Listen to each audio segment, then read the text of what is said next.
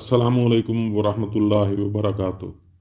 रोज़ाना की बुनियाद पर जदीद व कदीम किस्से, कहानियाँ और हिकायात को सुनने के लिए इस चैनल को सब्सक्राइब करें। अगर वीडियो पसंद आए तो लाइक और शेयर भी करें।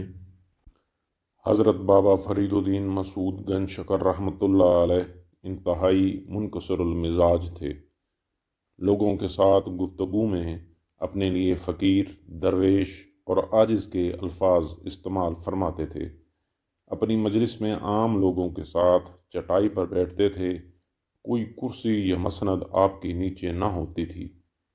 अगर एक अदना आदमी भी आपकी मजलिस में आ जाता तो उसे सर आँखों पर बिठाते थे और उसकी खिदमत व तवाज़ुन में मशगूल हो जाते थे।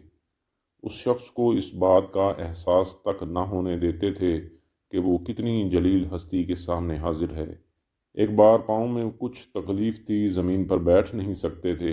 मजबूरन मजलिस में एक चारपाई पर तशरीफ़ फरमा हुए, लेकिन तबीयत इंतहाई बोझल महसूस फरमा रहे थे और बार बार हाज़रीन मजलिस से माज़रत फरमाते थे कि मजबूरी की वजह से तुम लोगों से बुलंद जगह पर बैठा हुआ हूँ।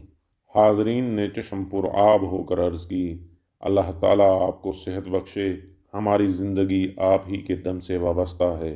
एक दफ़ा एक शख्स हज़रत बाबा फरीदुद्दीन गंज शकर रहमतुल्लाह अलैह की खिदमत में हाजिर हुआ और अर्ज़ की कि आप बादशाह के पास मेरी सिफारिश कर दीजिए। उस वक्त सुल्तान ग़यासुद्दीन बलबन हुक्मरान था, जो आपका इरादतमंद भी था। आपने कलम उठाया और उसी वक्त सुल्तान के नाम ये सिफारिश लिख दी। मैंने इस शख्स का मकसद हक ताला के सामने पेश किया और उसके बाद आपके सामने पेश करता हूँ।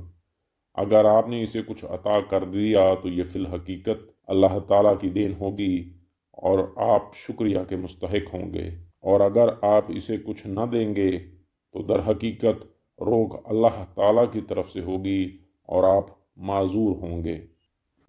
अगर वीडियो पसंद आई तो लाइक, सब्सक्राइब और शेयर ज़रूर कर दीजिएगा। अल्लाह हाफिज़।